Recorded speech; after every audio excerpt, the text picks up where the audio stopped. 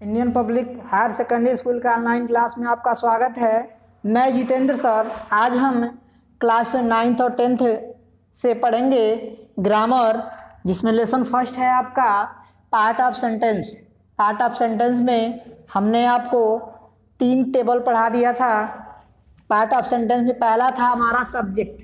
हम अभी भी सब्जेक्ट के बारे में पढ़ रहे हैं, सब्जेक्ट के भाग पढ़ रहे हैं। तो चलिए इसमें देखते हैं। एक और टेबल लिखा है। चौथे टेबल में आपको दिख रहा होगा कि यहाँ पर हमने सब्जेक्ट के 4 भाग डिवाइड किए हैं, 4 भागों में डिवाइड किया है।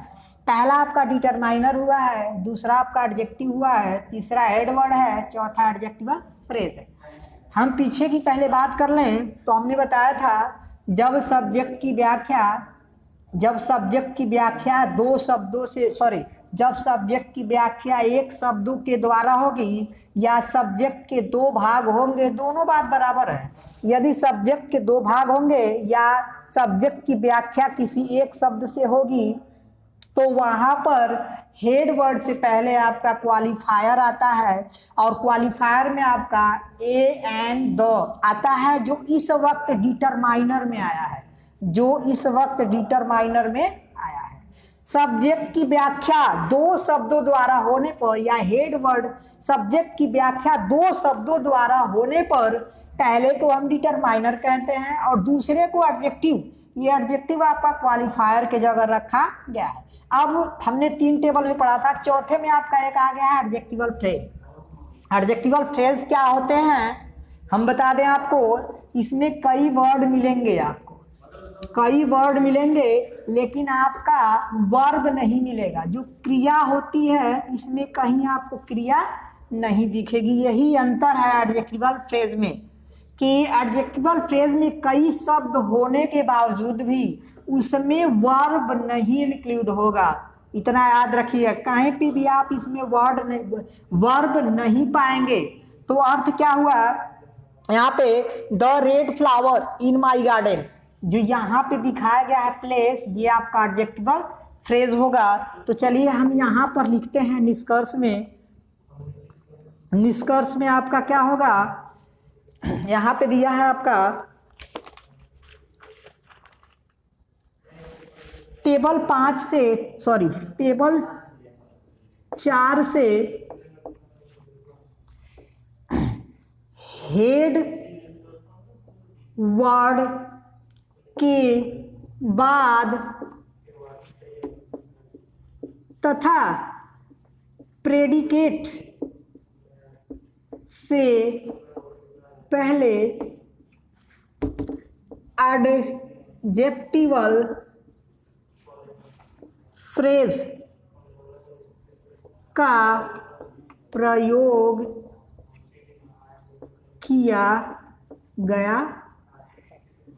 तो हमने बताया कि आपको हेड वर्ड के बाद और प्रेडिकेट वाले भाग से पहले, जो एडजेक्टिवल फ्रेज का प्रयोग किया गया है। और यहाँ पर एडजेक्टिवल फ्रेज में अब देखिए, यहाँ पे फिर से लिख लेते हैं थोड़ा सा। जब यहाँ पे छोड़िए, चलिए अब यहाँ पर आपने देख लिया टेबल 4 में हमने बताया कि आपको एडजेक्टिवल फ्रेज में सब होगा लेकिन क्रिया नहीं होगी, किसी भी दशा में क्रिया नहीं होगी, क्योंकि हम सब्जेक्ट के पार्ट पढ़ रहे हैं। प्रेडिकेट वाले में आकर हमारी क्रिया जुड़ती है।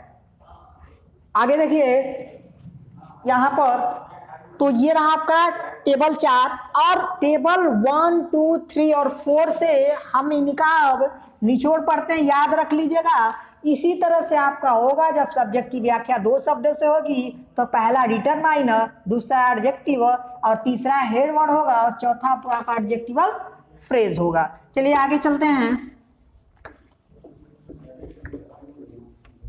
अब टेबल 1, 2, 3 और 4 से हमने क्या सीखा इसके बारे में हम लिख लेते हैं। निष्कर्ष 1 में देखिए, निष्कर्ष में पहला आपका है टेबल 1 से क्या होगा, सब्जेक्ट एक होने की स्थिति में टेबल 1 से सब्जेक्ट एक होने की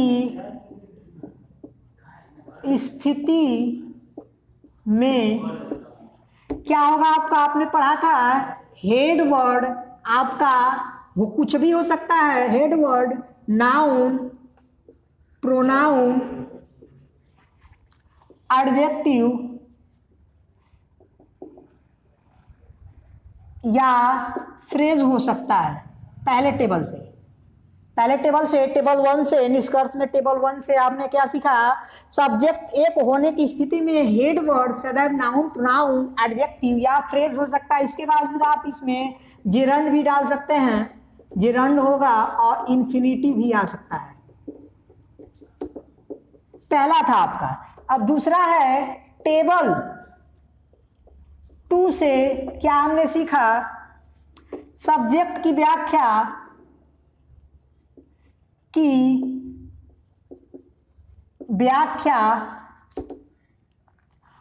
होने पर, सब्जेक्ट की व्याख्या होने पर यदि, या सब्जेक्ट की व्याख्या यहां पर लिखिए, सब्जेक्ट की व्याख्या एक शब्द द्वारा होने पर हेड वर्ड से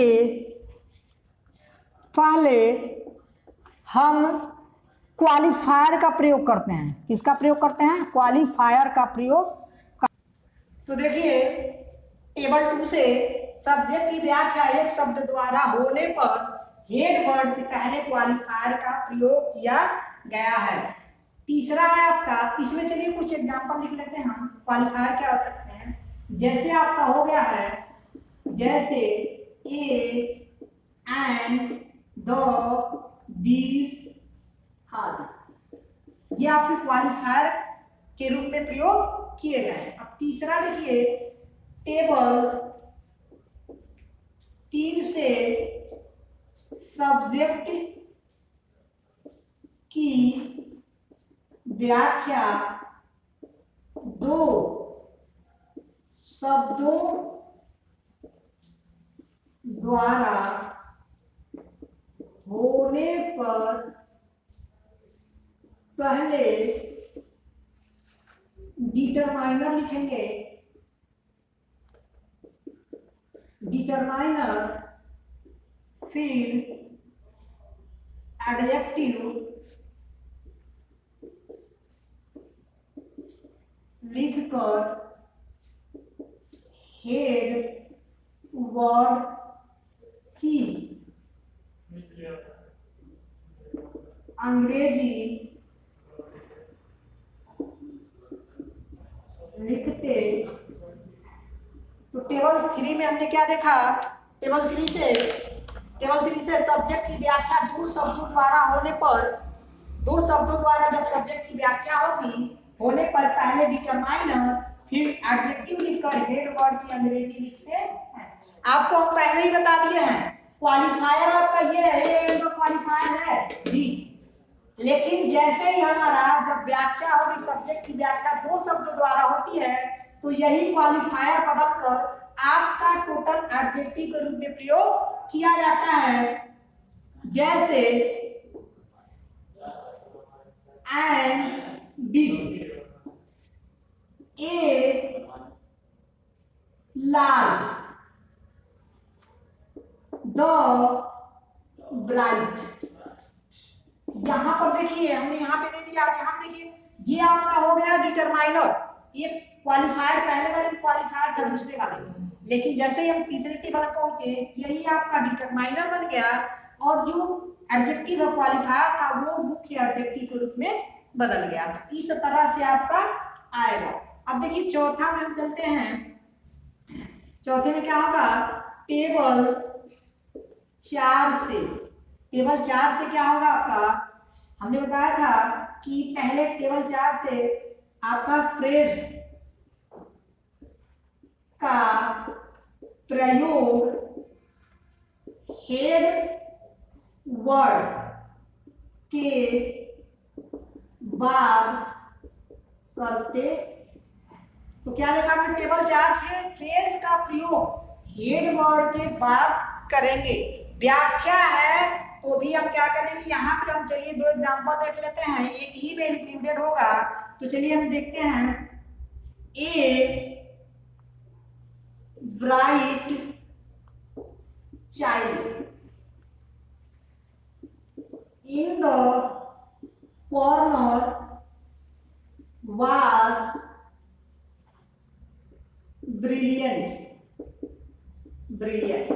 तो चलिए यहाँ पर एक और लिख लेते हैं, these tall men in the party was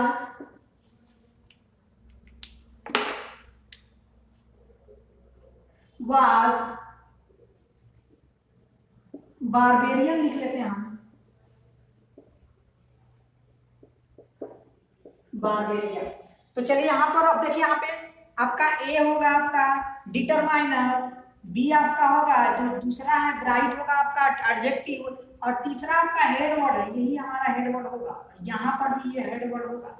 in the party हमने बताया क्या कि हमेशा याद रखिएगा, प्रेडिकेट वाला भाग हमेशा वर्ब से शुरू होगा। कभी भी प्रेडिकेट का भाग जैसे ही हमने वर्ब लिखा, वर्ब के बाद हमारा प्रेडिकेट शुरू हो जाएगा। तो यहाँ पर देखिए, पहला आपका डिटरमाइनर, दूसरा क्वालिफायर जो मुख्य एडजेक्टिव के रूप में आया है। इन द कॉर्नर ये हमारा क्या है, ये हमारा एडजेक्टिवल फ्रेज है, यानी फ्रेज का प्रयोग हेड वर्ड के बाद करेंगे, और हेड वर्ड से पहले आपका एडजेक्टिव होगा और एडजेक्टिव से पहले डिटरमाइनर होगा। एक चीज हम लिख लेंगे यहाँ पर नोट में, कहीं ऊपर हमने बताया है आपको, लेकिन चलिए फिर लिख लेते हैं, सब्जेक्ट एक होने की स्थिति में, इसको मुख्य रूप से नोट कर लीजिएगा, सब्जेक्ट एक होने की स्थिति में जो हेड वर्ड हमारा होगा, head word, noun, pronoun, adjective,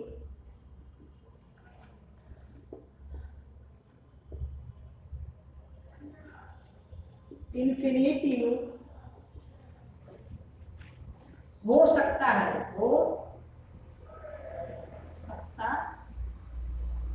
हो सकता है। अब देखिए आगे, लेकिन सब्जेक्ट की व्याख्या होने पर हेड वर्ड सदैव, आपका हेड वर्ड जो है सदैव, हेड वर्ड सदैव नाउन होगा। ये चीज याद रख लीजिएगा हमेशा के लिए कि सब्जेक्ट अगर एक है तो उस दशा में हम नाउन का प्रयोग, प्रोनाउन का प्रयोग, एडजेक्टिव का प्रयोग और इंफिनिटिव किसी का भी प्रयोग कर सकते हैं एक शब्द में होने पर। एक सब्जेक्ट एक होने की स्थिति में जैसे ही हम सब्जेक्ट की व्याख्या करते हैं, यानी सब्जेक्ट पहले एक शब्द हो या सब्जेक्ट पहले दो शब्द हो, तब वहां पर जो आपका हेड वर्ड होगा वो हमेशा नाउन ही होगा किसी भी दशा में। यहाँ पर हमने दो एग्जाम्पल दिए, इसमें देख लीजिए, या तो आप ऊपर जो टेबल हमने पढ़ाया है उस टेबल में देख लीजिएगा, कहीं पर भी जब सब्जेक्ट की व्याख्या होगी तो वहां पर आपका जो हेड वर्ड है वह केवल नाउन ही होगा। तो चलिए लेक्चर 3 में इतना ही, लेक्चर 4 में अगले दिन मिलते हैं, तब तक के लिए धन्यवाद।